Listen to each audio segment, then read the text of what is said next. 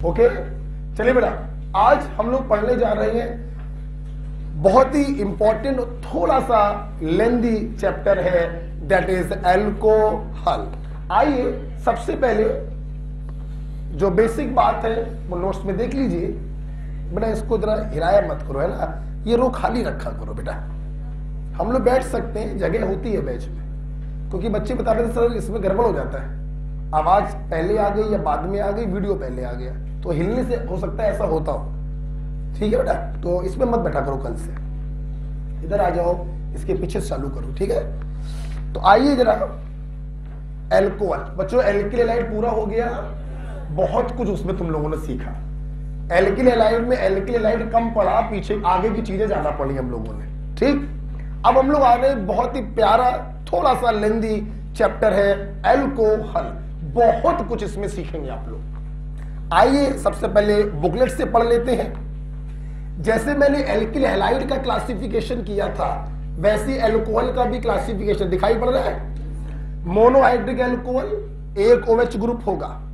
अब ये OH group कैसे कार्बन से लगा, उस ब्याप पर मोनोहाइड्रिक एल्कोहल तीन प्रकार के, बच्चों बोलो, प्राइमरी, सेकेंडरी और क्या मुझे बोर्ड पे कुछ लिखने की जरूरत है? नेक्स्ट, डाईहाइड्रिक एल्कोहल, आपके पास कितने OH होंगे? दो। जैसे डाईहैलाइड भी तीन प्रकार के थे, जेम, विस, टर्मिनल, ये भी तीन प्रकार के कह सकते हैं, जेम, विस, टर्मिनल। हमने दो ही लिखे हैं, कोई दिक्कत नहीं, लेकिन मेरी पूरी क्लास को मालूम है जेम डाईऑल जो होते हैं बच्चों क्या होते हैं? अनस्टेबल। तुरंत क्या निकलेगा? अपनी कॉपी पे पानी को हटाते हुए दिखाइए और इसको कार्बोनिल ग्रुप में बदल दीजिए। जब तक आप ये काम कर रहे हैं तब तक बोलिए कोई एक ऐसा जेम डाईऑल बताओ जो स्टेबल हो। क्लोरल हाइड्रेट, बच्चों बोलो कौन? फार्मूला बोलिए, CCl3CHOH का whole twice due to hydrogen bonding. और अच्छा बोलो चिलेशन, और अच्छा बोलो चिलेशन। इसका कोई एक यूज बताइए प्योर क्लोरोफॉर्म बनाने में। डाइल्यूट NaOH से रिएक्शन कराते हैं और प्योर क्लोरोफॉर्म बनता है। तो बेटा 3 महीने सिर्फ पढ़ो, ये सेल्फी डालना बंद करो, स्टेटस डालना। कोई स्टेटस डालने में बच्चा भी बाल भी खींचता है और कपड़े भी अच्छे पहनता है, उसमें 1 घंटा निकल जाता है। रूम से निकलना बंद कर दीजिए, जनवरी खत्म हो गई है, फरवरी आने वाला है। बस तुम एक काम करो, बस गोली मारो, बाकी काम तो ऑटोमेटिक होगा, लिख लो।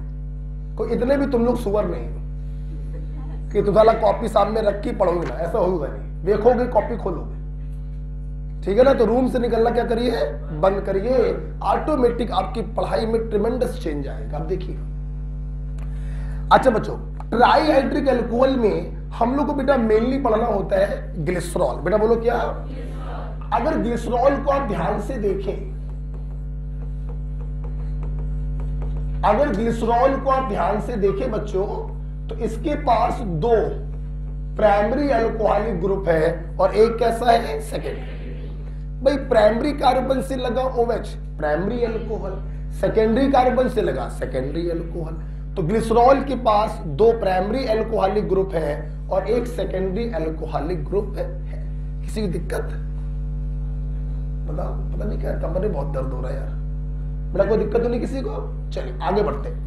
हम लोग सबसे पहले पढ़ने जा रहे हैं मोनोहाइड्रिक एल्कोहल की प्रिपरेशन। तैयार है सब लोग?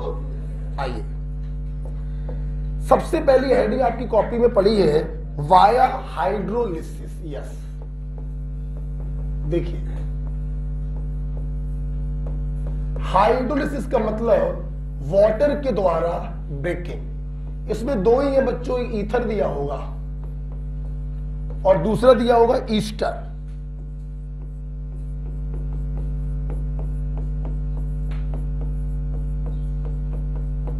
आप देख सकते हैं हाइड्रोलिसिस हो रही है एसिडिक मीडियम में। यहां तो एसिडिक ही मीडियम लेना पड़ेगा, ईस्टर में एसिडिक और बेसिक दोनों मीडियम ले सकते हैं, राइट। यहां पर एसिडिक मीडियम भी लिया जा सकता है और एल्कलाइन मीडियम भी ले सकते हैं। लेकिन आपको मालूम होगा ईथर जो होते हैं ये बेस के प्रति इनर्ट होते हैं। क्या होते हैं बेटा? इनर्ट। इसलिए यहां पे हम लोग एसिडिक मीडियम ही लेते हैं हमेशा। ठीक है, बहुत ही सिंपल है हाइड्रोलिसिस कराना, ये तो हमने एक्स्ट्रा बात बता दी।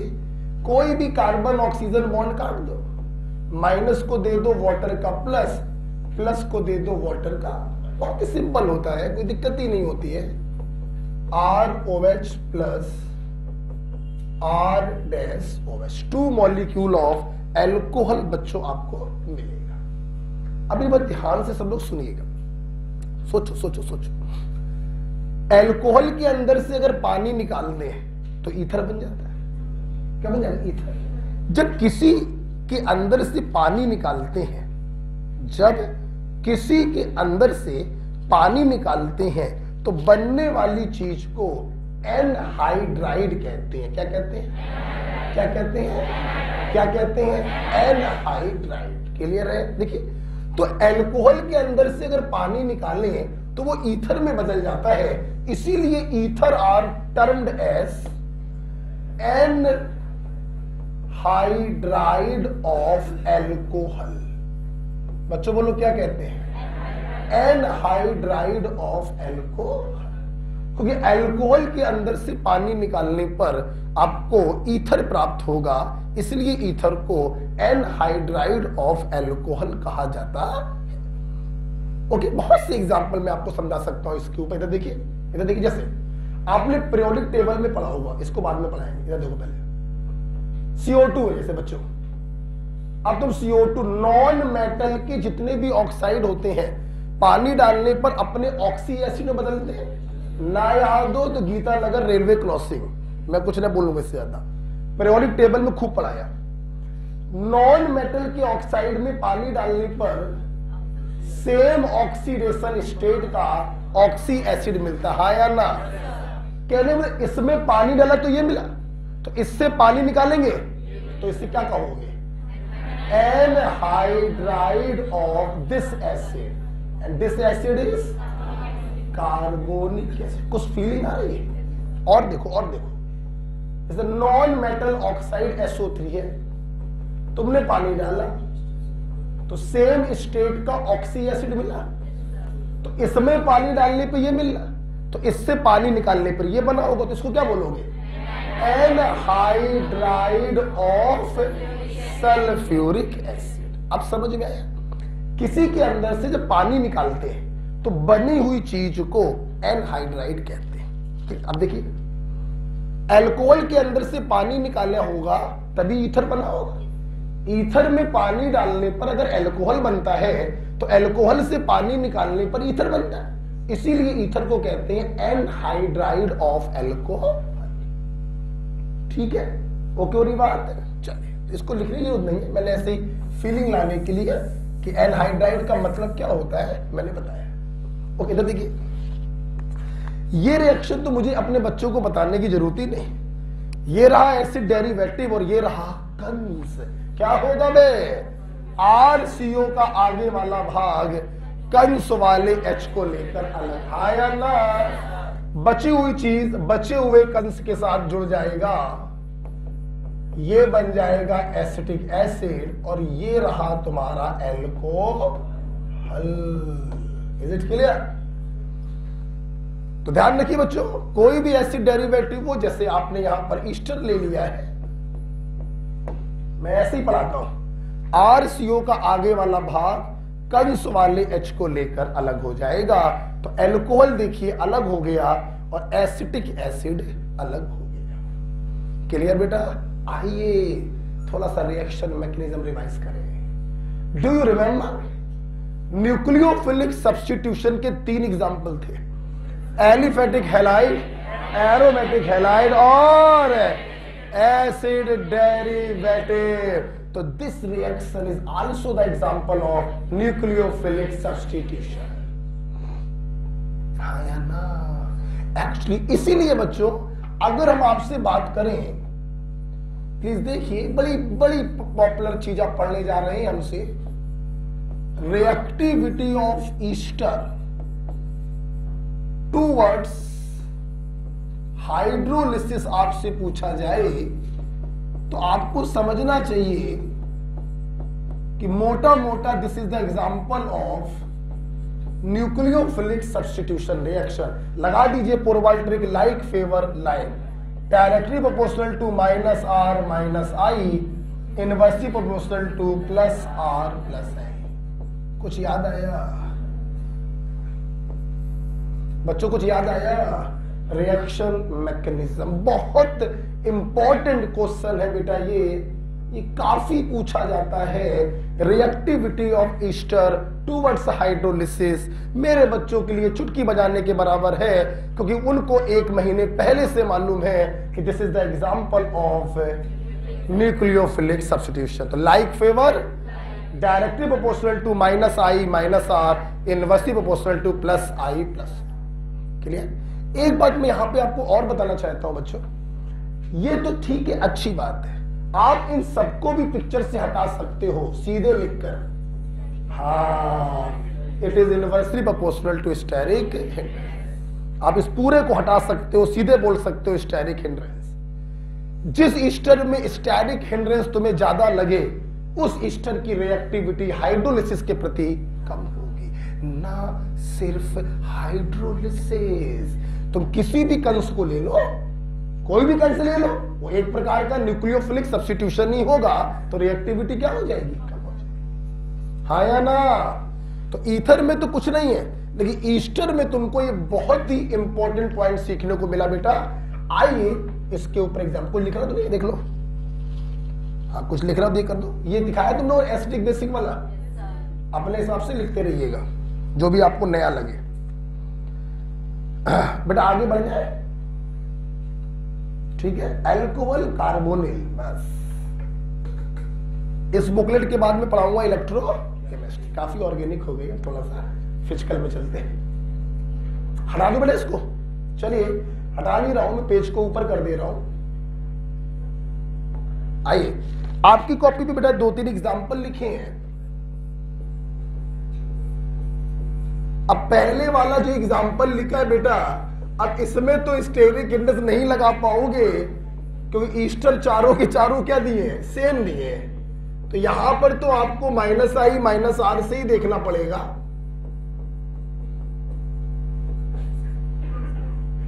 बहुत इंपॉर्टेंट चीज पढ़ ली आप लोगों ने बेटा, आपस में बोलिए मत, है ना? आगे बैठ के भ्रमरा रहे हो। क्या मुझे कुछ भी बताने की आवश्यकता है? सारे ईस्टर चूंकि सेम टाइप के दिए हैं, तो अब स्टेरिक हिंड्रेंस से देखना तो बेकार है। What is this? What is this? यहां पर कुछ भी नहीं है, यहां पर माइनस वाले रिएक्टिविटी को बढ़ाएंगे और प्लस वाले रिएक्टिविटी को घटाएंगे। कोई दिक्कत? रेजोनेंस जो भी करता झेल के करता, तो रेजोनेंस के सामने इंडक्टिव की कोई औकात नहीं है। हाँ, अगला वाला जो एग्जांपल है, आप स्टेरिक हिंड्रेंस से भी कर सकते हो और प्लस आई प्लस आर से भी कर सकते हो, कोई प्रॉब्लम नहीं उसमें। बच्चों ये देखिए,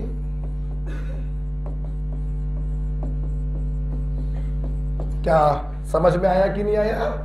आप देख सकते हैं राइट वाला हिस्सा एल्कोहलिक पोर्शन तीनों में सेम है। खड़ी हो जाओ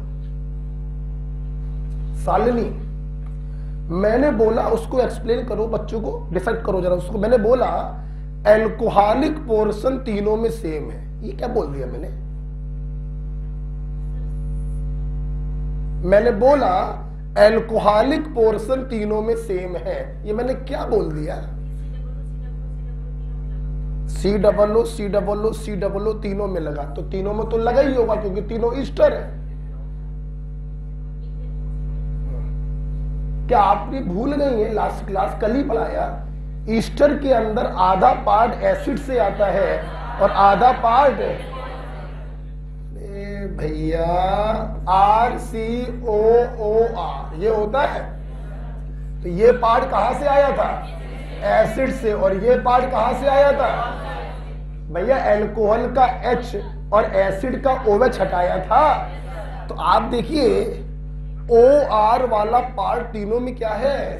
तो क्या मैंने गलत सेंटेंस बोला क्या कि एल्कोहलिक पोर्शन तीनों में से?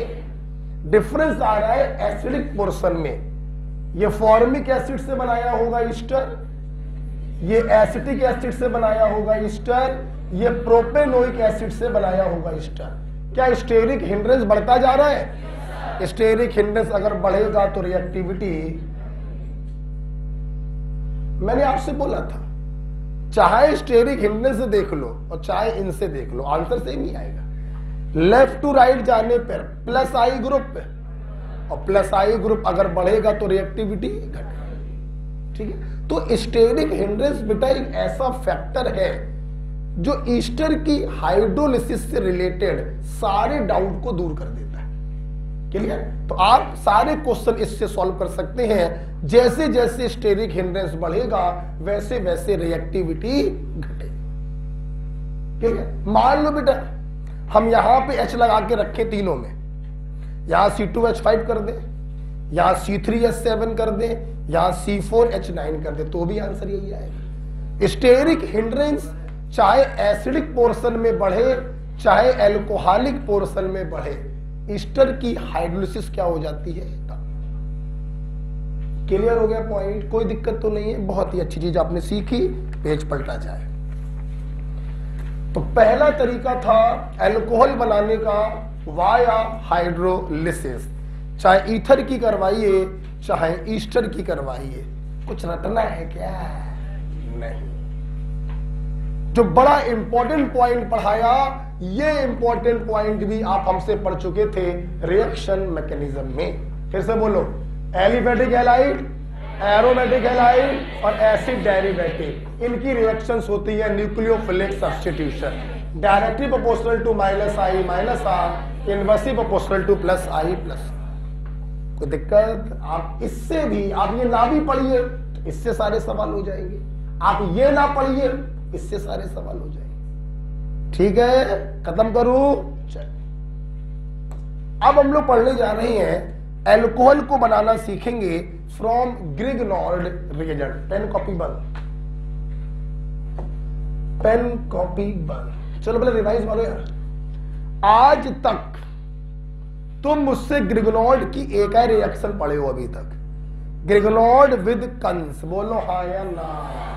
ग्रिग्नॉर्ड का R माइनस कंस वाले H को लेकर अलग हो जाता है।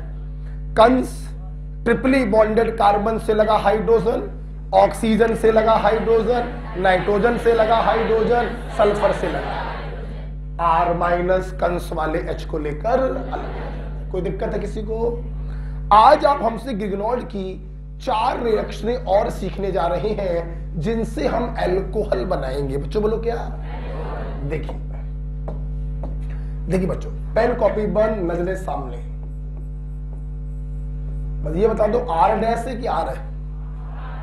R लिया यहां पर, ठीक है। सबको मालूम है ग्रिग्नॉर्ड रिएजेंट सोर्स ऑफ न्यूक्लियोफाइल। अब देखिए हमारे पास 4 रास्ते हैं इससे अल्कोहल बनाने के।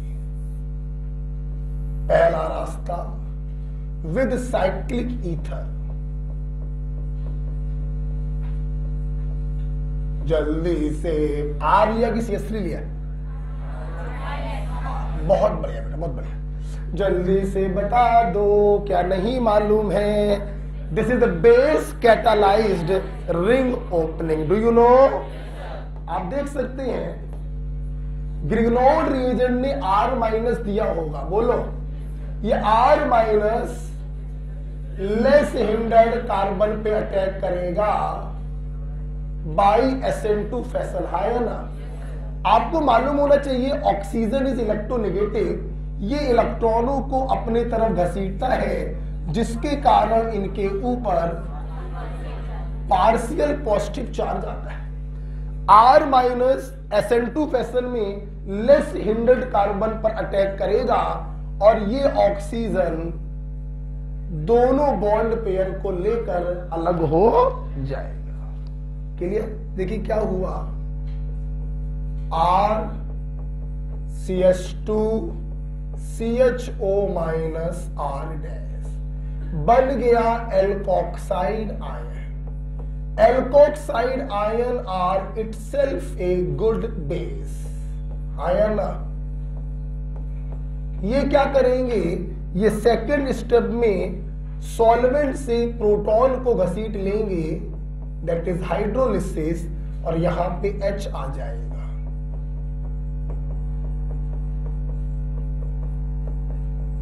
ये देखिए आपका एल्कोहल आपके सामने है। कोई प्रॉब्लम है? Direct technique, less hindered carbon और ऑक्सीजन का बॉन्ड काटो, प्लस को दे दो ग्रिगनॉट का माइनस और माइनस को दे दो सॉल्वेंट का प्लस। लेकिन उससे ज्यादा अच्छा है अगर आप ऐसे पढ़ें तो। क्लियर? मैं पढ़ा चुका हूं, पढ़ा चुका हूं, खूब समय दिया था, और ए से बी वाले क्वेश्चनों में भी खूब बीच में आए थे, ये रट गया होगा मेरे ख्याल से। तो ग्रिगनॉल से अल्कोहल बनाने का पहला तरीका है with cyclic ether epoxide. R minus C के पास गया, O पे आया माइनस, सॉल्वेंट से लेगा H प्लस, बनेगा अल्कोहल। गुड। नेक्स्ट दूसरी रिएक्शन बच्चों है विद कार्बोनिल कंपाउंड। बच्चों बोलो क्या? मेरे छात्रों को मालूम होना चाहिए कार्बोनिल कंपाउंड की मोस्ट पॉपुलर रिएक्शन होती है न्यूक्लियोफिलिक एडिशन रिएक्शन। हाँ या ना? हाँ या ना? And this is the source of nucleophile. बच्चों को इससे क्या क्या? आप देखिए पाई बॉन्ड कटता है, यहां पे माइनस होता है, यहां पे प्लस होता है, माइनस जाएगा प्लस के पास, अगेन बन गया alkoxide ion. Again it is a good base. क्या करेगा? सॉल्वेंट से प्रोटॉन को घसीट लेगा and again you get alcohol. बच्चों को इसका क्या क्या? क्या याद कर रहे हो क्या? कुछ याद नहीं करना भैया, ठीक है? न्यूक्लियोफिलिक एडिशन रिएक्शन है, न्यूक्लियोफाइल प्लस के पास जाएगा, O पे माइनस आया, एल्कोक्साइड आयन बना। बोलो क्या बना? तुम्हारे नीट में यही पूछा गया था, एल्कोक्साइड आयन। भरोसा नहीं होगा तुम्हें, दिखा दे। ये सवाल था नीट का। सवाल देखो नीट का पहले, नीट का क्वेश्चन देखिए पहले। ए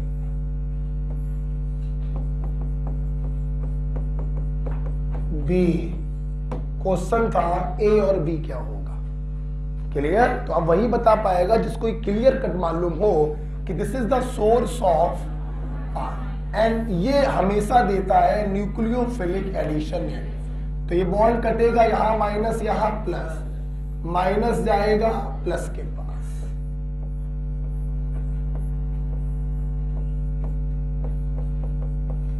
बोलो ये एल्कोक्साइड बना कि नहीं बना? और ये एल्कोक्साइड वाटर से H प्लस ले लेगा और आपका एल्कोहल बनेगा। हाँ या ना?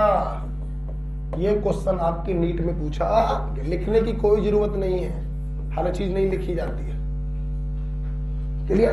तो मैं आपको फील ये दिलाना चाहता था बच्चों कि जब कभी कभी टीचर्स को मैं देखता हूं कि वो डायरेक्ट बच्चों को सिखाते हैं, पाई काटो, ये दे दो इसको, उसको दे दो H, तो उससे आप प्रोडक्ट पर तो पहुंच गए, लेकिन आपका दिमाग फट गया।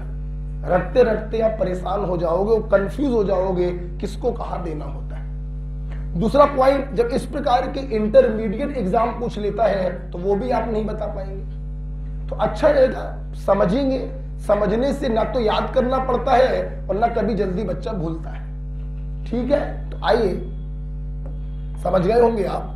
कार्बोनिल कंपाउंड न्यूक्लियोफिलिक एडिशन देता है, न्यूक्लियोफाइल कार्बन पे जाके अटैच हो गया, एल्कोक्साइड आयन बन गया, सॉल्वेंट से H प्लस ले लिया और एल्कोहल बन गया। हाँ या ना? नेक्स्ट तीसरी बच्चों रिएक्शन है विद एसिड डेरिवेटिव। R लिया या R डैश? R डैश होगा, है। ये बच्चों एसिड डेरिवेटिव है। यूजली बेटा हम लोग, मैं ऐसे ही लिखवा देता हूं याद, ताकि बच्चों को ना करना पड़े। अदरवाइज यूजली बेटा ईस्टर और एसिड क्लोराइड यूज किया जाता है, एमाइड कभी भी यूज नहीं करते यहां पर। लेकिन परेशान मत हो, जबरदस्ती खुलपेच मत सोचो, सीधे क्या लिखो? Acid derivative. ठीक? सुनना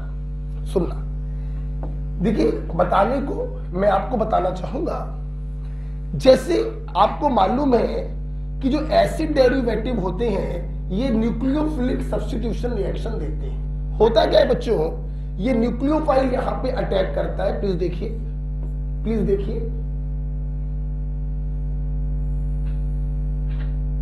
अटैक करता है, और ये जो जी लगा होता है ये बाहर निकल जाता है, ठीक है। अब एलिफेटिक हैलाइड में सब्स्टिट्यूशन sp3 कार्बन पर होता है और एसिड डेरिवेटिव में सब्स्टिट्यूशन sp2 कार्बन पर होता है। इसलिए यहां पे अटैक किया, ये बॉन्ड पेयर को लेकर अलग हो गया, तो आपका क्या बन गया, R-COR। क्लियर बेटा? तो हम लोग देख सकते हैं एसिड डेरिवेटिव की, पोरवाल सर का कहना है कि एसिड डेरिवेटिव की रिएक्शंस होती हैं न्यूक्लियोफिलिक सब्स्टिट्यूशन रिएक्शन। आया ना? ये देखिए न्यूक्लियोफाइल अंदर आया, न्यूक्लियोफाइल बाहर गया। This is the example of nucleophilic substitution reaction. आपका बन गया carbonyl compound, reaction never stop,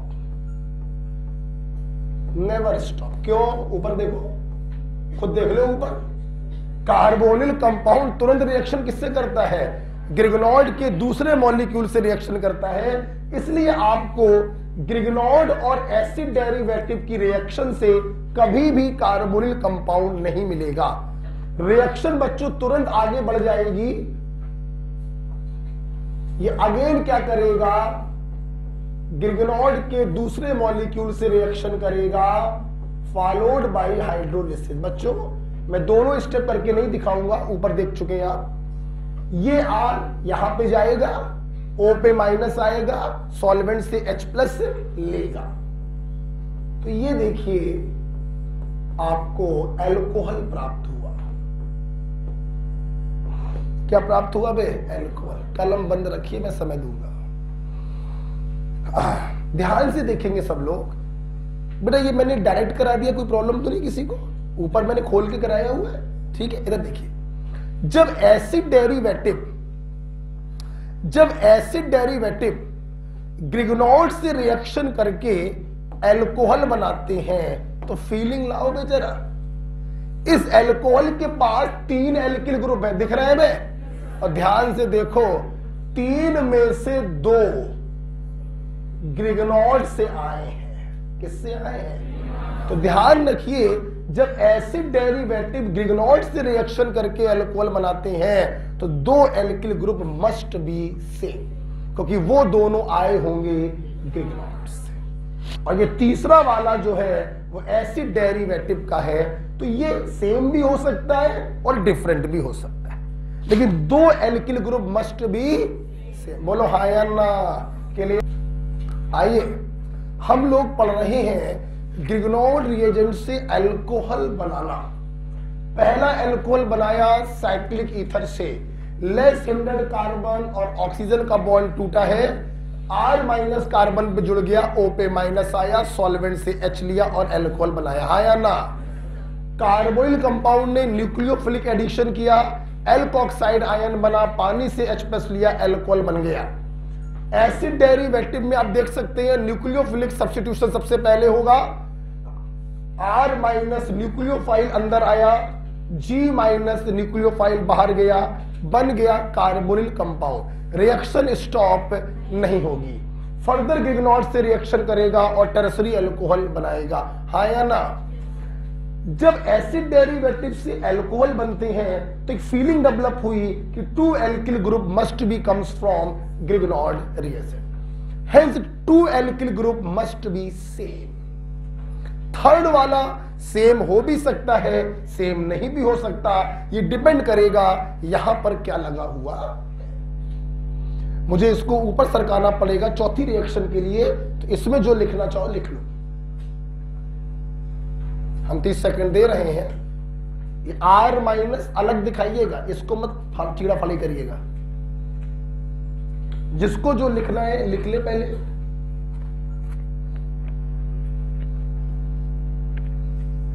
चलिए, बड़ा ही प्यारा चैप्टर आपके सामने आ रहा है, अल्कोहल इतना ही पैरा चैप्टर है कार्बोनिल कंपाउंड। आगे बढ़े बेटा, जो भी दिखाना चाहे आप दिखा सकते हैं। यहां पे लिख सकते हैं आप न्यूक्लियोफिलिक सब्स्टिट्यूशन रिएक्शन लिख सकते हैं आप, ये न्यूक्लियोफिलिक एडिशन है, ये भी न्यूक्लियोफिलिक सब्स्टिट्यूशन रिएक्शन है।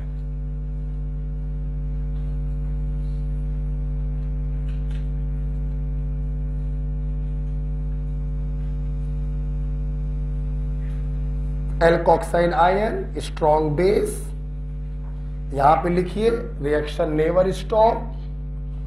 जो भी आपको नया लग रहा हो उसको लिख लीजिए।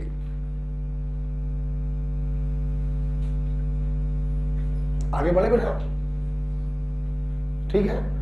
चलिए, चौथी रिएक्शन ग्रिगनॉट से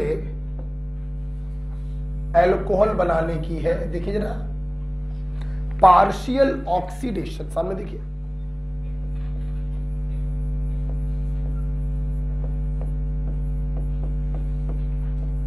इधर देखिए सब लोग, आपकी कॉपी में डायरेक्ट लिखा हुआ है कि partial oxidation followed by hydrolysis, Grignard के आर को पकड़ो और OH दे के अलग कर दो। क्या ऐसे लिखा हुआ है? क्या ऐसे लिखा हुआ है? ठीक है। वैसे तो बच्चों ऐसे याद होना चाहिए, ऑन पार्शियल ऑक्सीडेशन ग्रिगनॉट के आर को पकड़ो, OH दे के अलग कर दो। वैसे तो ये ऐसे याद होना चाहिए, फिर भी ऐसे टीचर मैं आपको अगर बताऊं, देखिए एक्चुअली में सबसे पहले इसका ऑक्सीडेशन होता है और ग्रिगनॉट रिएजेंट कुछ इसमें बदल जाता है, ROMgX। क्लियर है बेटा, बात हो रही है। ये O जो है इंसर्ट हो गया कार्बन और मेटल के बीच में और कुछ ये इंटरमीडिएट बन गया। अब इसकी हम लोग कराते हैं हाइड्रोलिसिस। मेटल और नॉन मेटल के बीच का बॉन्ड टूटेगा, ध्यान रखिए। माइनस को मिलेगा प्लस, प्लस को मिलेगा माइनस, और इस प्रकार से एल्कोहल का फॉर्मेशन होगा। बात क्लियर है? तो वैसे बच्चों को डायरेक्ट याद होना चाहिए कि ग्रिगनॉट रिएजेंट का जब पार्शियल ऑक्सीडेशन होता है फॉलोड बाय हाइड्रोलिसिस तो हमें मिलता है ROH। ठीक है, अपनी कॉपी में जो करेक्शन करना चाहो कर लो, यहां से पानी हटा देना, यहां से एल्कोहल काट देना और ये लिख लो दोबारा। ठीक है,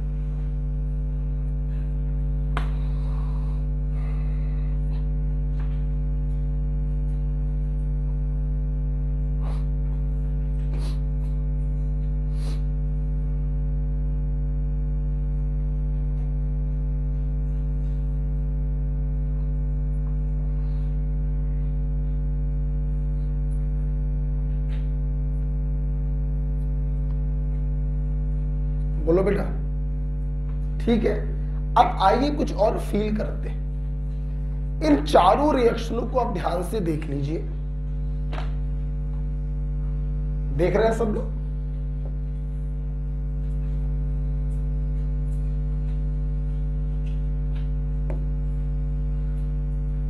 देख रहे हैं? देखिए, चारों रिएक्शनों को ध्यान से देखिए तो आपको एक कॉमन चीज दिखाई पड़ेगी कि चारों रिएक्शन में सबस्ट्रेट के ऊपर जब आपने ग्रिगनॉट को डाला है तो कुछ इंटरमीडिएट बना है और उस इंटरमीडिएट को फाइनल प्रोडक्ट में बदलने के लिए तुम्हें सॉल्वेंट की हेल्प लेनी पड़ी है। बोलो किसकी?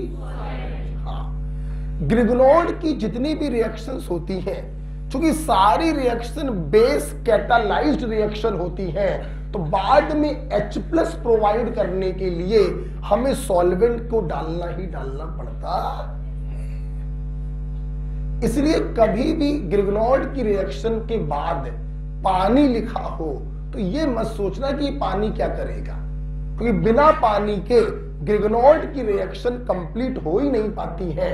क्योंकि ग्रिगनॉट डालने के बाद तो कोई इंटरमीडिएट बनता है जो नेगेटिवली चार्ज होता है, उस नेगेटिवली चार्ज इंटरमीडिएट को प्रोटॉन प्रोवाइड करने का काम सॉल्वेंट करता है। इसलिए ग्रिग्नॉर्ड की मैक्सिमम रिएक्शंस में हमें वाटर को ऐसे सॉल्वेंट डालना ही पड़ता है। Got it? एक कॉमन बात क्लियर हो गई? चलो फटाफट बोलेंगे। ग्रिग्नॉर्ड विद इपॉक्साइड मैकेनिज्म दिमाग में रखो, सीधे आंसर बताओ। पहले वो तो हमें मालूम बिल्कुल बनेगा, कैसे बनेगा ये बताओ प्रभु। लेस इंडेड कार्बन और ऑक्सीजन का बॉन्ड कटा, बोलो। कार्बन के पास ग्रिग्नॉर्ड का R माइनस, O के पास सॉल्वेंट का H, हाँ या ना? ग्रिग्नॉर्ड की रिएक्शन कार्बोनिल कंपाउंड्स कराओ, CO पाई बॉन्ड कटा, C के पास ग्रिग्नॉर्ड का R, O के पास H। ऑफ कोर्स ये H पानी से आया होगा, हाँ या ना? ग्रिग्नॉर्ड की रिएक्शन एसिड डेरिवेटिव RCOG से कराएं, बोलो। G को हटाओ, ग्रिग्नॉर्ड का R लगाओ, फिर से बोलो।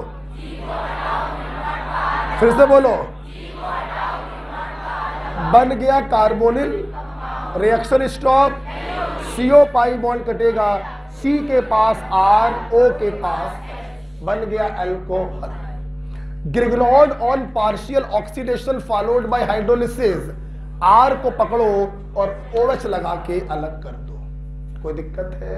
अगर आपको समझ में आया है तो रफ कॉपी में नीचे के 2 एग्जाम्पल करिए, 3 नहीं 2। आपको समय दे रहे हैं 30 और 30 60 सेकेंड, तब तक हम लिख रहे हैं, तब तक मैं क्वेश्चन लिख रहा हूं, आप रफ कॉपी पे करेंगे। हमने 4 रिएक्शनें पढ़ाई हैं बच्चों, हमने चारों रिएक्शनों पर एग्जाम्पल दिए हैं।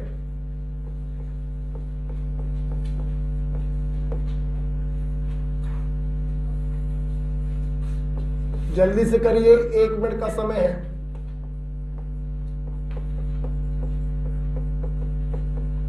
एक एग्जाम्पल ये दिया है और दूसरा एग्जाम्पल आपको ये करना है।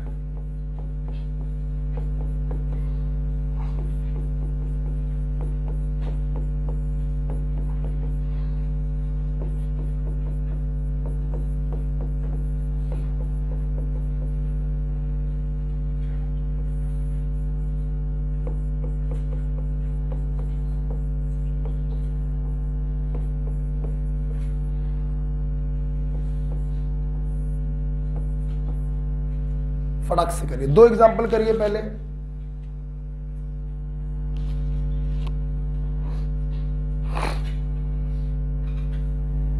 पहली रिएक्शन इपॉक्साइड के ऊपर दी है, दूसरी रिएक्शन कार्बोनिल के ऊपर है, तीसरी एसिड डेरिवेटिव के ऊपर होगी और चौथी पार्शियल ऑक्सीडेशन के ऊपर होगी। जो 4 रिएक्शनें समझाई हैं उन 4 पर एग्जाम्पल भी दिए हैं मैंने।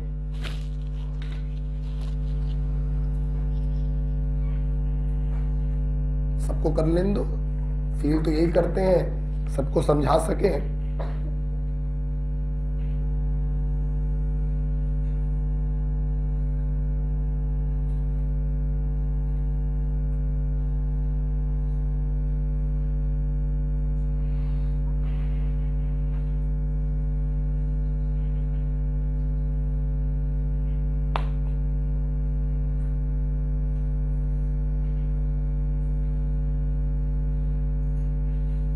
जल्दी से करिए, जल्दी से निपटाइए। ऐसा क्या है भाई? MCPBA इपॉक्सीडेशन करवाता है, मेटाक्लोरो परबेंजोइक एसिड, साइक्लिक ईथर बनेगा, फिर आपने उसकी रिएक्शन ग्रिग्नॉर्ड से कराई है।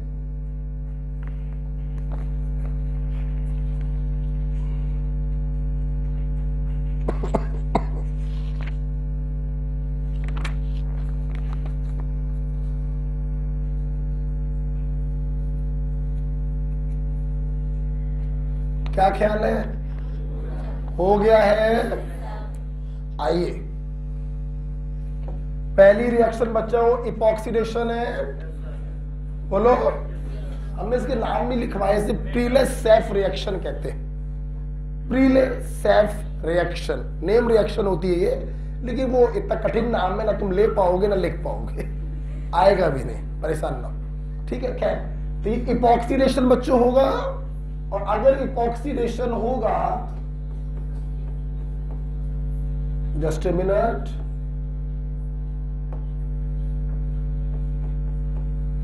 पूरी क्लास समझ गई होगी, इपॉक्साइड का फॉर्मेशन होगा, हाँ या ना। अब आगे की रिएक्शन में करूंगा डायरेक्ट, चलो बोलो।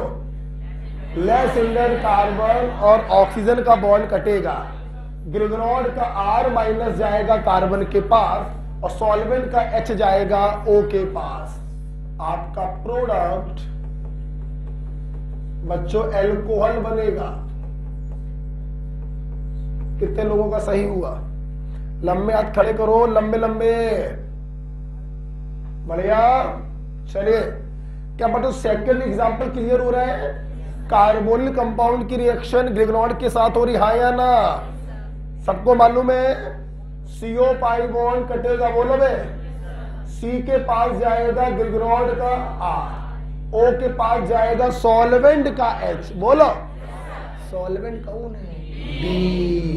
तो क्या मैं डायरेक्ट लिख दूं? CH3 इससे जुड़ गया तो CH3 CH2OD, क्लियर है? बोलो बोलो, नहीं बोलो नहीं। CH3 CH2OD मैंने डायरेक्ट लिख दिया, कोई प्रॉब्लम तो नहीं। आगे बढ़िए। CO पाई बॉन्ड कटा, ये जाएगा इस कार्बन के पास और O के पास जाएगा D, तो मैं लिख दे रहा हूं डायरेक्ट CH3 CH। इस कार्बन को मिला है ग्रिगनॉड का CH3, बोलो यार, और O को मिला है D। कोई प्रॉब्लम है क्या? यहां देखिए, CO पाई बॉन्ड कटा, C को मिलेगा ग्रिगनॉड का R, O को मिलेगा सॉल्वेंट का D।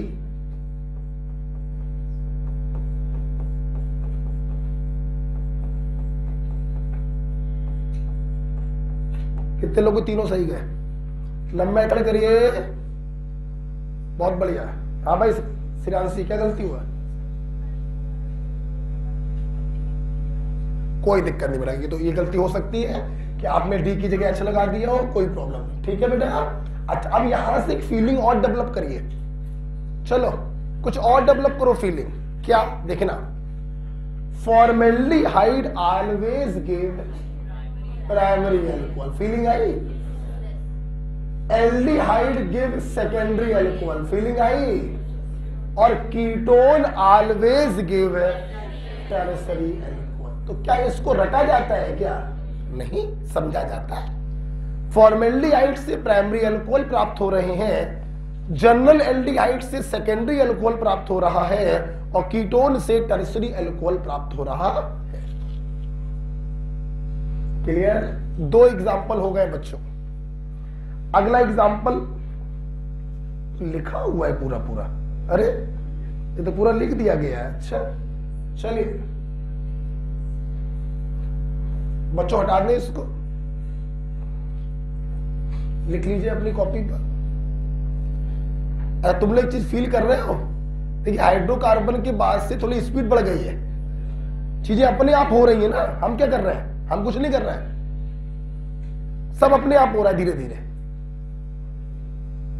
Spontaneous process, delta G negative है ना। चलिए हलाने जा रहा है, साले बोलते नहीं है। आइए बच्चों, तीसरा एग्जांपल तो पता नहीं क्या ऐसा रीजन है कि पूरा लिखा ही हुआ है, इसमें तो कुछ करना ही नहीं है। इधर देखिए, ये ईस्टर लिया है और ईस्टर में हमने मिथाइल मैग्नीशियम ब्रोमाइड डाला है, फॉलोड बाय हाइड्रोलिसिस। चलो सामने देखिए, देखिए पूरी क्लास को समझना चाहिए कि सबसे पहले न्यूक्लियोफिलिक सब्स्टिट्यूशन होगा, हाँ या ना। RCO का आगे वाला भाग कटेगा, ग्रिगनॉड का R आएगा, बोलो, बनेगा कार्बोनिल कंपाउंड। लेकिन बच्चों रिएक्शन यहां पर स्टॉप नहीं होगी, नॉट स्टॉप, क्योंकि कार्बोनिल कंपाउंड फर्दर रिएक्शन कर जाएगा ग्रिगनॉड के दूसरे मोल से, बोला करो,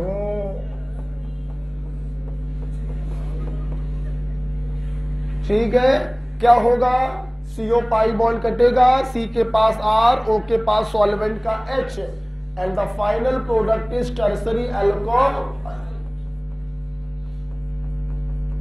मैं समझ गया ये रिएक्शन लिखी क्यों है कॉपी पर, एक्चुअली क्या है, क्लियर हो गया। अब देखिए हमने दूसरी रिएक्शन आपको ये दिखाई है कि अगर ग्रिग्नॉर्ड का अमाउंट मेंशन कर दें, दैट इज 1 मोल, बेटा बोलो, तो अगर ग्रिग्नॉर्ड का अमाउंट मेंशन हो रहा है दैट इज 1 मोल, तो रिएक्शन आप क्या करेंगे, कार्बोनिल कंपाउंड पर स्टॉप कर,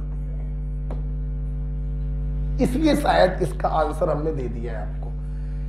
अगर ग्रिग्नॉर्ड रिएजेंट एक्सेस में है तो कोई प्रॉब्लम नहीं है, कार्बोनिल रिएक्टिव होता है ग्रिग्नॉर्ड के प्रति, तुरंत फिर से एडिशन हो जाएगा और फाइनल प्रोडक्ट टर्सरी अल्कोहल मिलेगा। बोलो यार, अगर ग्रिग्नॉर्ड का अमाउंट 1 मोल मेंशन कर दिया जाता है तो एक बार एडिशन हुआ, कार्बोनिल बना, ये खत्म हो गया, तो रिएक्शन ऑटोमेटिक क्या हो गई, स्टॉप।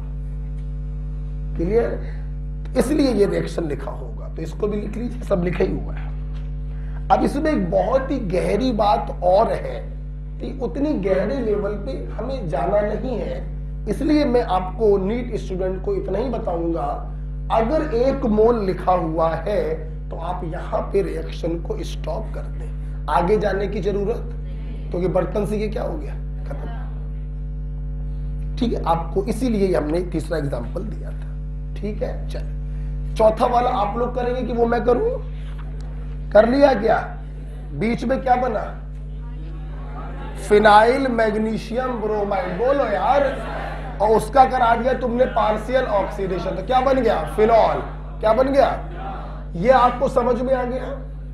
ग्रिग्नॉर्ड की रिएक्शन एसिड डेरिवेटिव से होती है तो फाइनल प्रोडक्ट अल्कोहल मिलता है, लेकिन ग्रिग्नॉर्ड के आगे अगर 1 मोल मेंशन है तो हम कार्बोनिल पे रिएक्शन को स्टॉप कर देंगे। एक गहरी बात इसके अंदर छुपी हुई है, लेकिन उतने की आपको जरूरत नहीं पड़ेगी।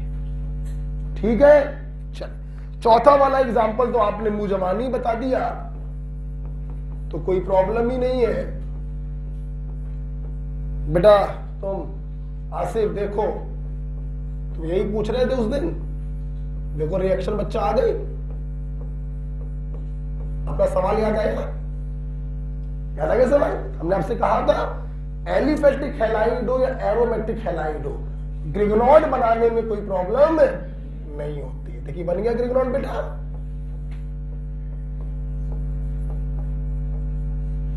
क्लियर। और इसके बाद इन्होंने कराया है partial oxidation followed by hydrolysis, तो ग्रिग्नॉर्ड के आर को पकड़ो और OH लगाकर अलग कर, ठीक है बेटा, इज इट क्लियर। चलिए, अच्छा आसिफ को मैंने बीच में टोका ही है, तो आइए यहां पे कुछ और भी बता दें आपको, समझ में सबका बन गया, कितने लोग का बन गया, सबका बन गया, कोई प्रॉब्लम नहीं है। अब देखो बेटा, एक चीज देखो बेटा, अब जैसे बेटा मान लो क्या है कि आपके सामने, आप चाहो तो इसके हाशिए पे लिख लेना, अब मान लो आपके सामने ये दिया हो, ये दिया, फील करिए सब लोग, फील करिए, और मैग्नीशियम के आगे लिख दिया जाए 1 मोल, क्या लिख दिया जाए, हाँ, तो आप जरूर कहेंगे कि एरोमेटिक हैलाइड में पार्शियल डबल होने के कारण ये रिलेटिवली लेस रिएक्टिव होगा, तो हम ग्रिग्नॉर्ड का फॉर्मेशन यहां से करें। हमारी बात समझ में आ रही है, इसलिए अब हम लोग ग्रिग्नॉर्ड का फॉर्मेशन यहां से करेंगे, नीचे वाले से।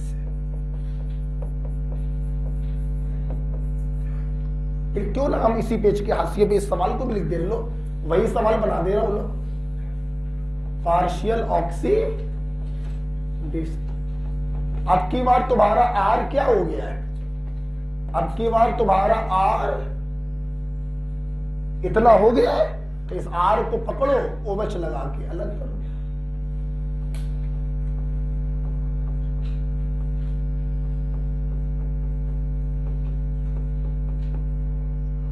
ठीक है, इसी पेज के हाशिए पे ये एग्जाम्पल भी लिख लो, इसी से जुड़ा हुआ एग्जाम्पल दे देना है आपको, ठीक है।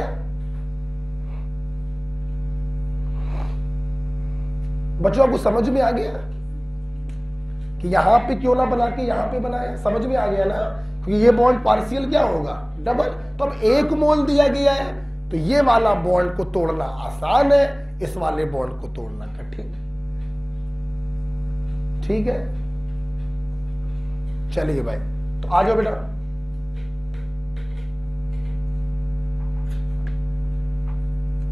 बेटा हम लोग पढ़ रहे थे मोनोहाइड्रिक अल्कोहल। सबसे पहले तुमने हाइड्रोलिसिस से बनाया, ईथर से और ईस्टर से, सबको क्लियर हो गया।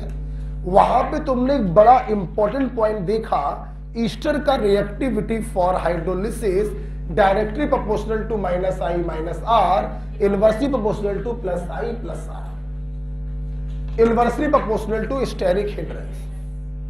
इसके बाद ग्रिगनॉल्ड रिएजेंट से आपने 4 रिएक्शनें पढ़ी, चारों रिएक्शन के सबस्ट्रेट बोलो बस, epoxide, carbonyl compound, acid derivative और पार्शियल ऑक्सीडेशन। 2 बार दोबारा बोलो,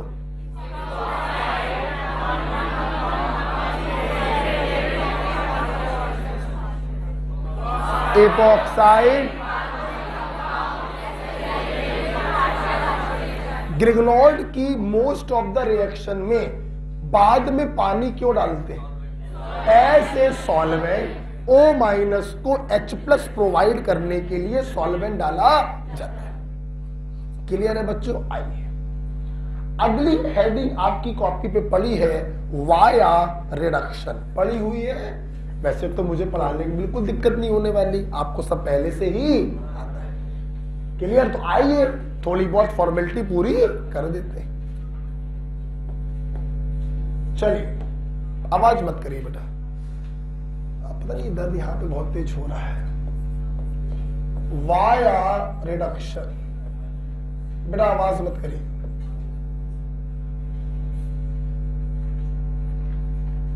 अल्कोहल को रिडक्शन से बनाना है तो जाहिर सी बात है सबस्ट्रेट अल्कोहल के आगे वाले हो, बोला साइक्लिक ईथर होगा, एसिड होगा, एसिड डेरिवेटिव होगा, कार्बोनिल कंपाउंड होगा, आगे वाले होंगे तभी तो पीछे आओगे। आइए तो सबसे पहला तुमने ले लिया है साइक्लिक ईथर। और बच्चों तुम लोग को तो मालूम ही है LiLH4 के बारे में, किसी को छोड़ता नहीं, तो बस डाले रहो LiLH4 और अल्कोहल बनाए रहो, पिए रहो और बोड़ाते रहो बेटा। इधर देखिए LiAlH4 सामने देखेंगे। अब हम लोग चीजों को थोड़ा सा मैकेनिज्म के साथ भी समझेंगे। देखिए LiLH4 is lithium aluminium hydride source of H। ये तुम लोग पढ़ चुके हो एल्किल हैलाइड में भी, याद है। देखिए जैसे बच्चों ग्रिगनॉल्ड रिएजेंट R- का सोर्स था, बेस का सोर्स था, तो ये भी तो बच्चों बेस का सोर्स है।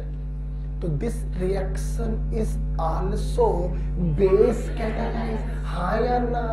तो SN2 होगा कि नहीं होगा, ये देखिए इसके कारण इन पे पार्शियल पॉजिटिव चार्ज है,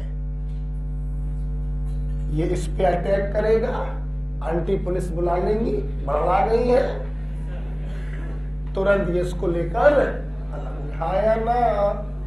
आप देखिए एपॉक्साइड बन गया, सॉरी एल्कोक्साइड बन गया।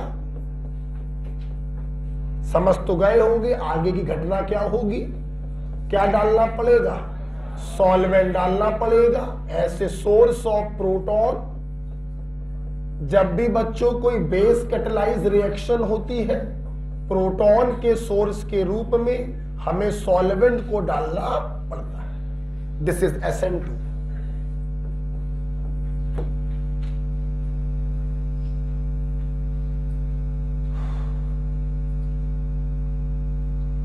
कोई दिक्कत किसी को, समझ में आ गया है। अच्छा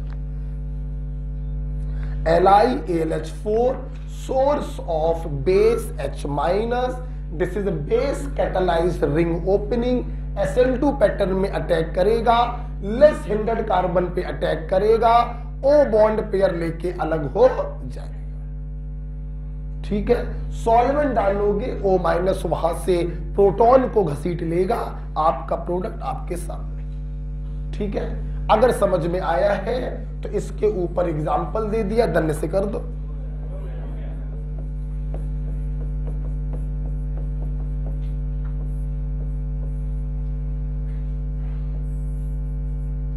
डायरेक्ट करिएगा।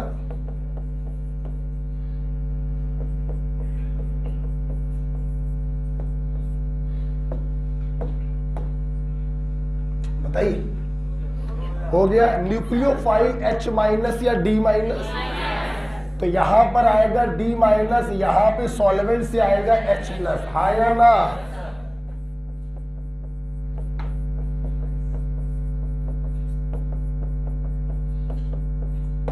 क्लियर बेटा? ये वाला बॉन्ड टूटेगा, इस पर आएगा D माइनस, इस पर आएगा H प्लस।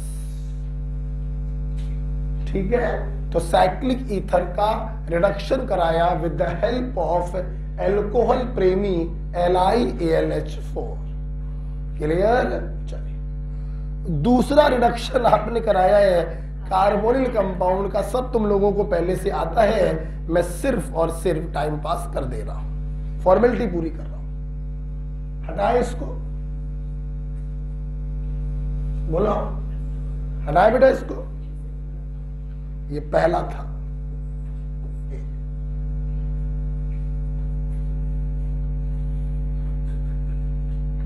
कार्बोनिल कंपाउंड को अल्कोहल में हम रिड्यूस कर रहे हैं, आइए जरा देखते हैं। हटा दे बेटा, देखिए ये रहा बेटा कार्बोनिल कंपाउंड।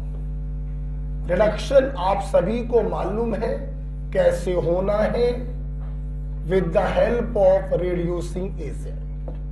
CO बॉन्ड कटेगा, एक H इधर एक H इधर, और एल्कोहल का फॉर्मेशन होगा। सब लोग बोला करो, ठीक है। अब रेड्यूसिंग एजेंट कौन कौन से आपको सब मालूम है।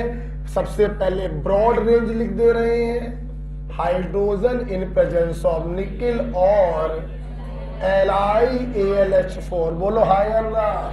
है बेटा। अब शॉर्ट रेंज लिख दे रहे हैं NaBH4 और बोलो सोडियम प्लस एल्कोहल। किसी को प्रॉब्लम है क्या? बोलिए मत, सिर्फ देखिए फील करिए, मजा लीजिए ऑर्गेनिक का, कि आपको बहुत आने लगी है। ठीक, हाँ एक बच्चों यहां पर और भी है, दैट इज AIP। बेटा बोलो क्या? बेटा बोलो क्या? देखिए बेटा, बेटा ये कौन सा ग्रुप है?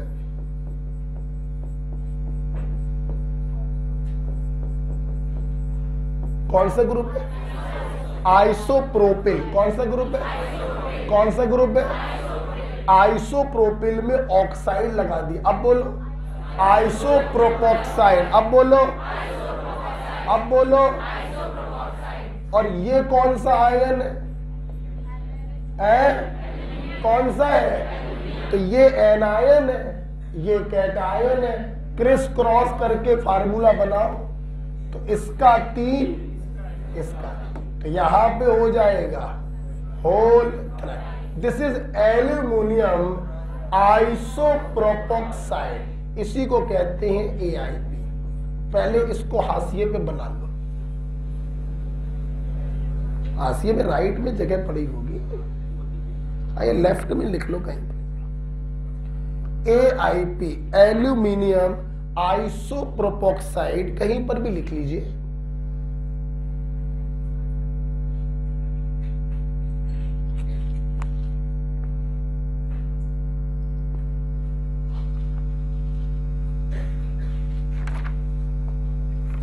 ठीक है,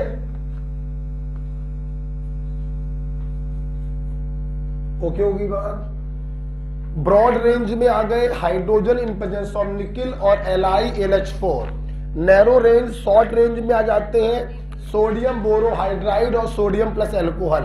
एक नया देखने को मिला AIP, एल्यूमिनियम आइसोप्रोपोक्साइड, नाम भी लिख लेना पूरा, aluminium आइसोप्रोपोक्साइड,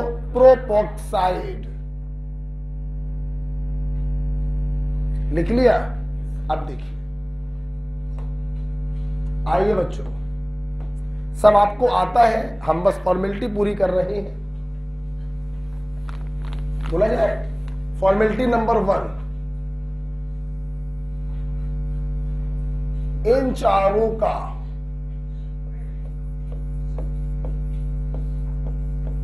no effect on double bond, हाँ या ना?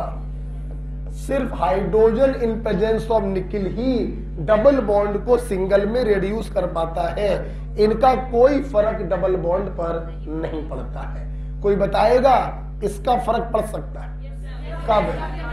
अगर डबल बॉन्ड बेंजीन के साथ रेजोनेंस में हो अलोंग विद कार्बोनिल ग्रुप, तो ये डबल बॉन्ड को भी रिड्यूस कर सकता, याद होना चाहिए।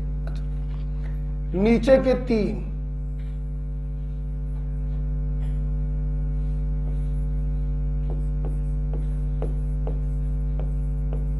No effect on acid and its derivative, सहमत हो?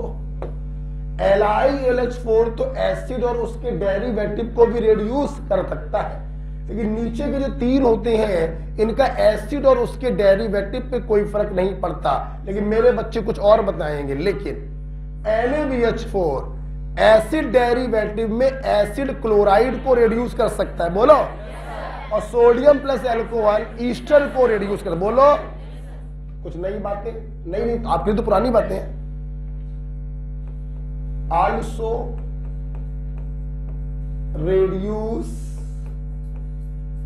एसिड क्लोराइड, यहां पे लिख लेना, दोबारा लिख लो, कोई दिक्कत तो नहीं है। और यहां पे लिख लेना आल्सो रेड्यूस ईस्टर, ठीक है? सब मालूम था ना बेटा आपको? पहले से बोलो, ये लिख लीजिएगा, फिर साथ में इसको भी लिख दीजिएगा। सोडियम बोरोहाइड्राइड एसिड या उसके डेरिवेटिव पे प्रभाव नहीं डालता है, लेकिन एसिड क्लोराइड को रिड्यूस कर सकता है। सोडियम प्लस एल्कोहल भी एसिड या उसके डेरिवेटिव पे प्रभाव नहीं डालता है, लेकिन ईस्टर को रिड्यूस कर सकता है, ठीक है? नेक्स्ट बच्चों, सोडियम प्लस एल्कोहल का जब इस्तेमाल करते हैं रिडक्शन कराने में, तो इस रिएक्शन को कहते हैं बहुआ ब्लैंक रिडक्शन, याद है? बहुआ ब्लैंक रिडक्शन। चाहे कार्बोनिल को रिड्यूस करिए, चाहे ईस्टर को रिड्यूस करिए, सोडियम प्लस एल्कोहल में कहते हैं बुवियोल्ट ब्लैंक रिडक्शन। सरल भाषा में बहुआ ब्लैंक रिडक्शन। बेटा जल्दी तो नहीं पढ़ा रहा है, सब आपको मालूम है, देखिए, है ना? अब जिनको नहीं मालूम है तो ये ना सोचे कि हम बार बार पढ़ाएंगे पीछे की चीजें, ठीक है? हाँ, AIP का जब ऐसे रिड्यूसिंग एजेंट इस्तेमाल करते हैं तो इसे कहते हैं MPV रिडक्शन। ये 3 वैज्ञानिकों के नाम है, मीरवेन, पेंड्रॉफ, वर्ले। मीरवेन, पेंड्रॉफ, वर्ले रिडक्शन कहते हैं इसको, AIP। क्या हो गया? M से बना मीरवीन, P से बना पेंड्रॉफ, V से बना वर्ले, VERLAY। ये 3 वैज्ञानिकों के नाम होते हैं MPV रिडक्शन, ठीक है? क्या बात है यार, आवाज क्यों कर रहा हूं? ज्यादा आता तो बाहर जाओ यहां से।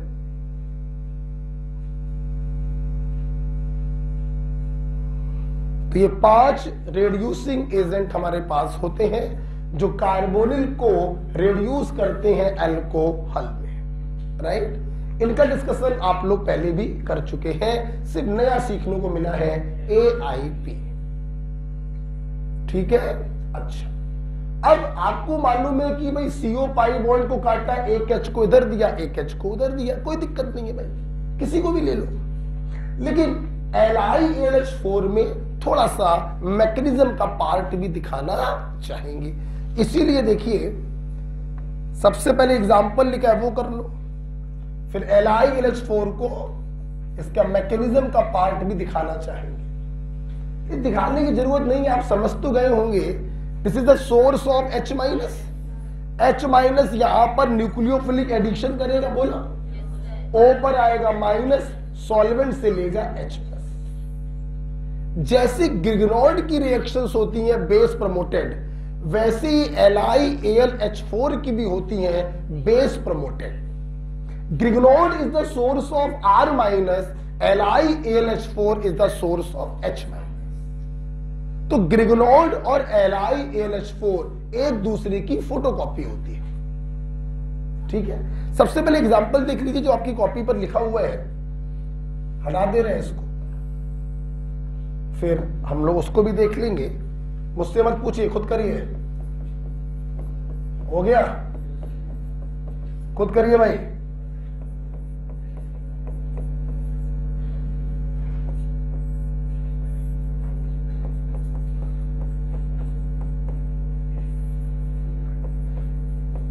चलिए बताइए, hydrogen in presence of nickel carbonyl को रिड्यूस करना ही करना है, और ये डबल बॉन्ड को भी क्या करेगा, रिड्यूस करेगा।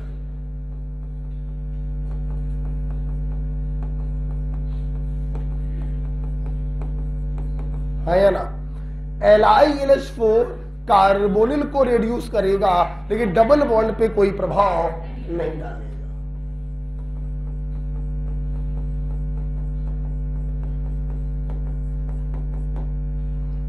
कोई दिक्कत किसी को? ठीक है। चल, अब नीचे जो डब्बा बना हुआ है, उस डब्बे में एक्चुअली मुझे LiAlH4 की मैकेनिज्म को बताना है कि कैसे ये कार्बोनिल को अल्कोहल में रिड्यूस करता है। समझ तो आप लोग गए हैं, फिर भी देख लीजिए। ये डब्बा आपकी कॉपी पे बना है, देखिए ये रहा कार्बोनिल ग्रुप, ये आपने डाला LiAlH4। जल्दी से बोलो, सोर्स ऑफ। अच्छा, पूरी क्लास को ये मालूम है कि यहां पे पाई बॉन्ड कटता है, माइनस और प्लस आता है, न्यूक्लियोफिलिक एडिशन होगा, एल्कोक्साइड आयन बनेगा, और ये एल्कोक्साइड आयन सॉल्वेंट से प्रोटॉन को घसीटेगा और एल्कोहल बनेगा। ठीक है। अच्छा, सवाल ये उठ रहा है कि सर ये छोटी सी बात आप क्यों इतना पीछे पड़े हम लोग के। देखिए, अगर किसी बच्चे को ये बात ना मालूम हो तो स्टूडेंट क्या सोचेगा, सुनना कि ये बॉन्ड कटा, एक H यहां आया, एक H यहां आया। अगर रफली देखें तो स्टूडेंट सोचेगा कि इसके पास 4 H थे, एक मोल को रिड्यूस करने में 2 H यूज हो गए, तो दूसरे मोल को रिड्यूस करने में बाकी 2 यूज हो गए। मतलब बच्चा सोचेगा कि LiAlH4 का 1 मोल कार्बोनिल के 2 मोल को ही रिड्यूस कर पाएगा, जबकि सच्चाई कुछ और है। इसका 1 H ही इन्वॉल्व होता है इसको रिड्यूस करने में, दूसरा H तो बच्चों सॉल्वेंट से आता है। इसका मतलब अगर LiAlH4 के पास 4 H है तो ये कार्बोनिल के 4 मोलों को रिड्यूस कर सकता है अल्कोहल। 1 H से 1 मोल रिड्यूस हो गया, दूसरे H से दूसरा मोल रेड्यूस होगा तो 4 HO से 4 मोल रेड्यूस, क्योंकि दूसरा H तो आ रहा है सॉल्वेंट। तो यहां से निष्कर्ष ये निकला 10 1 मोल LiAlH4 can reduce 4 mole carbonyl compound। 1 mole LiAlH4 can reduce 4 mole carbonyl compound। Clear हुआ? एक H ही तो इसका यूज हो रहा है, दूसरा जो H आ रहा है वो तो सॉल्वेंट से आ रहा है ना, तो एक H से 1 मोल तो 4 H से 4। ठीक है।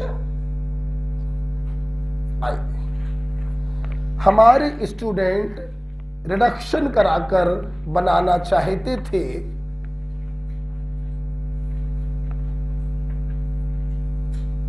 आइए, 2 लोगों का रिडक्शन हो चुका है। अगले पेज पर एक सवाल और दिया है जो मैं करके दिखाऊंगा।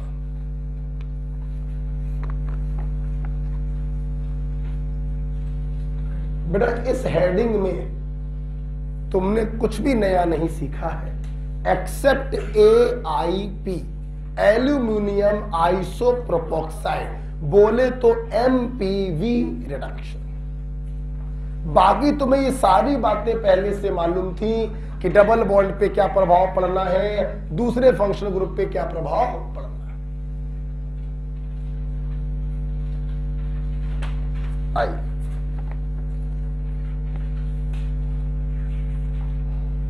चलिए भाई,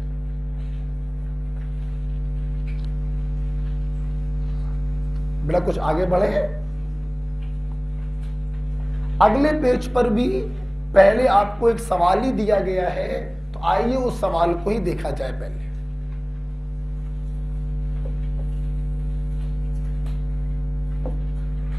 क्वेश्चन आपके सामने ये है,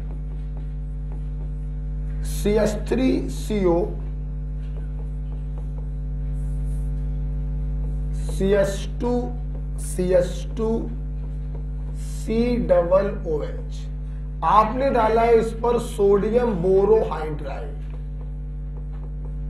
और गरम कर दिया। आंखें बंद करिए, सोडियम बोरोहाइड्राइड को याद करिए मन में। याद आ गया? याद आ गया? तो आप जानते हैं कि सोडियम बोरोहाइड्राइड कार्बोनिल को रिड्यूस करेगा लेकिन एसिड को रिड्यूस। क्लियर?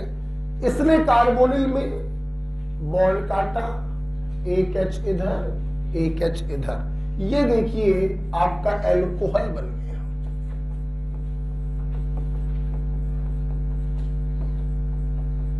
समझे सब लोग? बेटा देखो, COOH को मैं ऐसे लिख दूं, कोई दिक्कत तो नहीं? कोई दिक्कत तो नहीं है? अच्छा, तो मैं और सही करना चाहूंगा, H को इस तरफ लिखना चाहूंगा। कोई प्रॉब्लम तो नहीं है? एसिड पर NaBH4 का कोई प्रभाव नहीं पड़ता, इसने सिर्फ कार्बोनिल ग्रुप को रिड्यूस किया। देखो बेटा, अगर ये हीट का साइन ना लगा होता तो यहां पर हम रुक जाते। हीट का साइन लगने से क्या हुआ, देखिए बेटा, आपके पास जो ये प्रोडक्ट बना है, this is carboxylic group, functional group, बगल वाला कार्बन अल्फा, उसके बगल वाला बीटा और उसके बगल वाला गामा। देखिए बच्चों, ध्यान से सुनना, ध्यान से सुनना। अगर ये OH अल्फा पे लगा होता तो हीटिंग से पता नहीं क्या बनता, अभी नहीं बताऊंगा। अगर ये OH बीटा पे लगा होता तो हीटिंग से पता नहीं क्या बनता, अभी नहीं बताऊंगा। लेकिन जब कभी OH बीटा के आगे लगे होते हैं, गामा पे लगा हो, डेल्टा पे लगा हो या और आगे लगा हो, तो ध्यान रखना बच्चों, इंट्रा मॉलिक्यूलर ईस्टरिफिकेशन हो जाता है। बोलो क्या होता है? बोलो क्या होता है? अगर कार्बोक्सिलिक के रेस्पेक्ट में हाइड्रोक्सी ग्रुप बीटा के आगे लगा है, गामा पे लगा हो, डेल्टा पे लगा हो, तो इंट्रा मॉलिक्यूलर एस्टरिफिकेशन हो जाता है। एस्टरिफिकेशन का मतलब है एसिड प्लस एल्कोहल बराबर ईस्टर। एक ही मॉलिक्यूल में एसिड है, उसी मॉलिक्यूल में अल्कोहल है, इंट्रा मॉलिक्यूलर एस्टरिफिकेशन होगा। ध्यान से सब लोग देखेंगे, अल्कोहल से निकलता था एच, याद आया वे, एसिड का OH। तो गर्म करने पे एक्चुअली में क्या हुआ, इंट्रा मॉलिक्यूलर एस्टरिफिकेशन होगा। और जब इंट्रामॉलिक्यूलर कोई भी रिएक्शन होती है बच्चों, तो प्रोडक्ट हमेशा साइक्लिक बनता है। ठीक, समझ देखिए, मैंने आपको सब सिखाया है कि अगर कभी प्रोडक्ट साइक्लिक बन रहा हो तो कैसे बनाते, सब सिखाया है ना मैंने। आप देखिए, 1 2 3 4 5, 5 और 1 जुड़ गए हैं, 5 मेंबर की रिंग बन गई है। O को मिलाते हुए 5 मेंबर्ड की रिंग बनी है, ध्यान से देखिए। और O के बगल वाले कार्बन पर CH3 है। ये देखिए बेटा, साइक्लिक ईस्टर का फॉर्मेशन हो गया।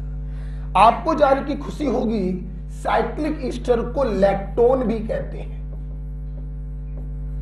बोलो क्या कहते हैं? साइक्लिक ईस्टर को लैक्टोन के नाम से भी जाना जाता है।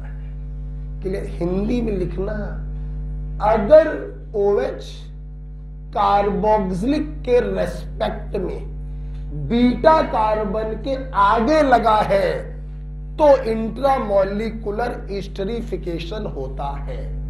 हिंदी में अपनी कॉपी में लिखना यहां पर, ठीक। ये नई चीज चूंकि आपके सामने आनी थी, इसीलिए इस क्वेश्चन को मैंने सॉल्व किया, वरना पहला स्टेप तो चुटकी बजाने के बराबर था। सोडियम बोरोहाइड्राइड कार्बोनिल ग्रुप को रिड्यूस कर देगा, कार्बोक्सिलिक को नहीं करेगा। ठीक है, अपने मन से जो लिखना चाहे आप लिख सकते हैं।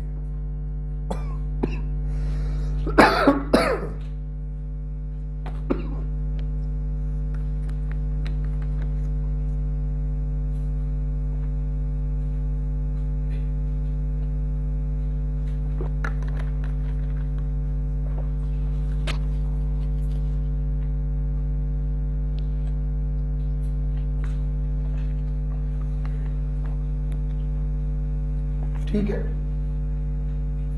अगर ये OH बच्चों अल्फा पर होता या बीटा पर होता तो प्रोडक्ट गर्म करने पर कुछ और बनते।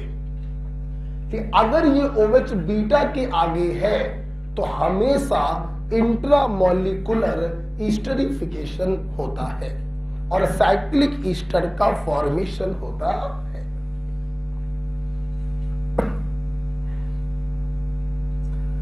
साइक्लिक ईस्टर को हम लैक्टोन के नाम से भी जानते हैं।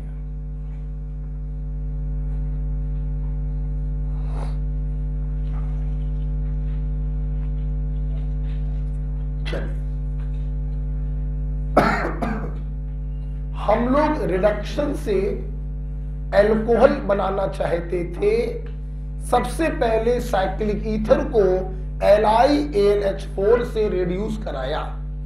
उसके बाद कार्बोनिल कंपाउंड को 5 रेड्यूसिंग एजेंट में से किसी एक का यूज करके रेड्यूस करा सकते हैं। अब हम लोग और आगे जा रहे हैं एसिड डेरिवेटिव में। किसमें बेटा? हटा दे इसको। आइए अगला बच्चों है, तीसरा रिडक्शन कराएंगे, एसिड या उसके डेरिवेटिव। एसिड या उसके डेरिवेटिव। मैं ना कुछ बताने वाला अब, ठीक? अपने आप सोचो, अपने आप समझो। बच्चों, जी की जगह तुम कुछ भी लगा सकते हो।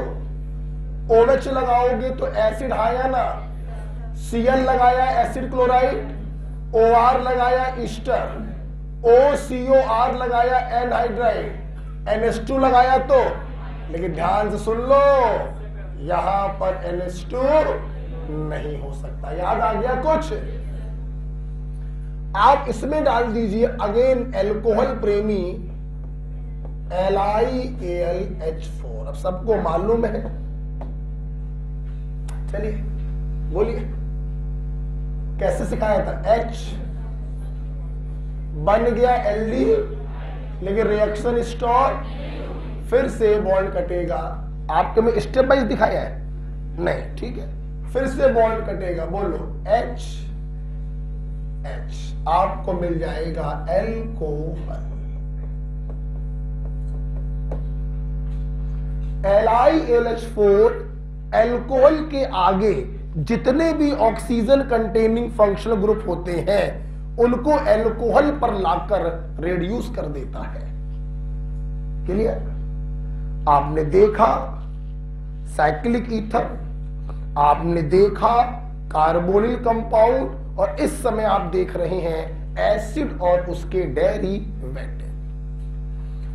बॉन्ड कटा, HH बटा, बन गया एल्डिहाइड, रिएक्शन स्टॉप नहीं होगी, फर्दर रिडक्शन होगा और एल्कोहल बनेगा। मेरी क्लास मुझे बता दे कि अगर मैंने एमाइड ले लिया तो क्या हो जाता है? एमीन बनती है। बोलो क्या? यह सिर्फ ऑक्सीजन कंटेनिंग फंक्शनल ग्रुप को रिड्यूस करेगा, नाइट्रोजन कंटेनिंग को भी करता है एमीन में। याद आ गया?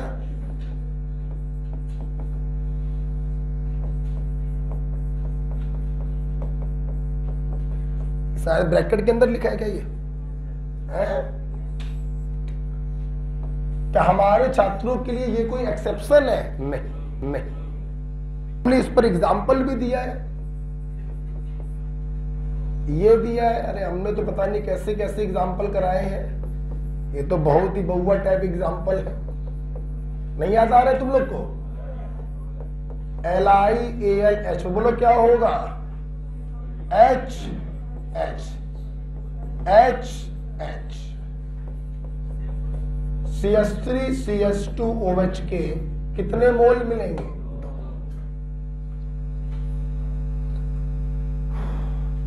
किसी बच्चे कोई प्रॉब्लम नहीं? चलिए अच्छा। तो इस प्रकार से हम लोगों ने 3 कंपाउंडों को रिड्यूस कराकर एल्कोहल को बनाना सीखा। चौथा बच्चों आपके सामने लिखा होगा एमीन। लिखा है क्या? देखिए एमीन, देखिए ये बड़ी महत्वपूर्ण रिएक्शन आप सीखने जा रहे हैं। एमीन की reaction with NaNO2 plus HCl, this is source of HNO2, nitrous acid. तो कभी कभी बच्चों सीधे HNO2 लिख के आ जाता है और कभी कभी उसके सोर्स के रूप में NaNO2 plus HCl लिख के आता है। रटा होना चाहिए, जहां जहां NH2 वहां वहां OH। बोलो फिर से बोलो, सुनना है। जितने मोल NH2 उतने मोल नाइट्रोजन गैस रिलीज होगी। बोलो उतने मोल नाइट्रोजन गैस रिलीज होगी। That's it. जहां जहां NH2 वहां वहां OH। 1 मोल NH2 था तो 1 मोल नाइट्रोजन गैस रिलीज होगी। कोई दिक्कत बेटा किसी को? तो बहुत ही इंपॉर्टेंट रिएक्शन है प्राइमरी मीना। ध्यान रखना बच्चों, ये रिएक्शन सिर्फ कौन देता है? प्राइमरी। सेकेंडरी या टर्सरी एमीन इस रिएक्शन को शो नहीं करते। Is it clear? ठीक, अच्छा। इस रूल में 2 एक्सेप्शन लिखे होंगे आपकी कॉपी पर, लिखा हुआ है। एक लिखा होगा मिथाइल एमीन और एक लिखा होगा एनिलीन। लिखा है। ये दोनों ही बच्चों देखिए प्राइमरी एमीन है, हमने इनके ऊपर HNO2 को डाला। देखिए मिथाइल एमीन में बच्चों हमें मिक्सचर प्राप्त होता है। क्या प्राप्त होता है? मिक्सचर। मिथाइल नाइट्राइड का, डाई मिथाइल ईथर का, और थोड़ा सा रेगुलर प्रोडक्ट भी हमको मिलता है CH3OH। ओके, मिथाइल एमीन के केस में हमें मिक्सचर प्राप्त होता है methyl nitride, di methyl ether, और थोड़ा सा रेगुलर प्रोडक्ट भी मिलता है CH3OH। एनिलीन के केस में बच्चों बिल्कुल ही मामला बदल जाता है और हमें मिलता है BDC, बेंजीन डाइजोनियम क्लोराइड। फिर से बोलो, फिर से बोलो, जोर से बोलो। इसलिए बच्चों ये रिएक्शन कहलाती है डाइजोटाइजेशन रिएक्शन। आवाज नहीं, ये रिएक्शन कहलाती है डाइजोटाइजेशन रिएक्शन। तो दो एक्सेप्शन याद रखिएगा, एक मिथाइल एमीन का और दूसरा एनिलीन का। दोनों ही प्राइमरी एमीन है, फिर भी अल्कोहल प्राप्त नहीं होता है, कुछ और मिलता है। मिथाइल एमीन में तो मिक्सचर मिलता है और फिनॉल के तो रंग ही कुछ दूसरे दिखाई पड़ रहे हैं। डाइजोटाइजेशन रिएक्शन हो रही है और BDC का फॉर्मेशन हुआ, बेंजीन डाइजोनियम क्लोराइड का। ओके, ध्यान से सुनिए बच्चों, इस सेकंड वाले एक्सेप्शन में नीचे 2 पॉइंट लिखे होंगे। लिखिए, पहला पॉइंट बच्चों है, सुनना बेटा, ध्यान दो सब लोग। देखिए, जब एनिलीन में हम NaNO2 प्लस HCl को डालते हैं तो यहां पे टेम्परेचर बहुत ही कम रखा जाता है, 0 to 5। अगर 0 to 5 टेम्परेचर है तभी तक ये अपवाद है। अगर तुम दूसरे अपवाद को खत्म करना चाहते हो तो तुम टेम्परेचर 5 डिग्री से ज्यादा करो। जैसे ही टेम्परेचर 5 डिग्री से ज्यादा करोगे ये एक्सेप्शन खत्म हो जाएगा, यहां पर भी NH2 हटेगा और OH आएगा।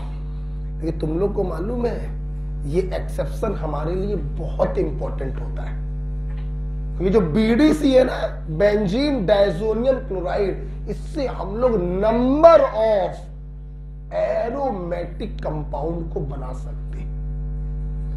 इसलिए ये रिएक्शन अपवाद जरूर है, लेकिन वास्तव में ये रिएक्शन बहुत इंपॉर्टेंट होती है। इसका बच्चों बहुत यूज होता है एरोमेटिक कंपाउंड्स बनाने में, डाई का फॉर्मेशन करने में हम BDC का यूज करते हैं। अदरवाइज इस अपवाद को खत्म करने में तो हमें कुछ करना ही नहीं है, सीधे कमरे में बैठ के इस रिएक्शन को करो। कमरे का टेम्परेचर कितना होगा? 25 डिग्री सेल्सियस। दन से यहां पे OH आएगा। बात समझ में आ रही है? तो हमें OH नहीं लाना है।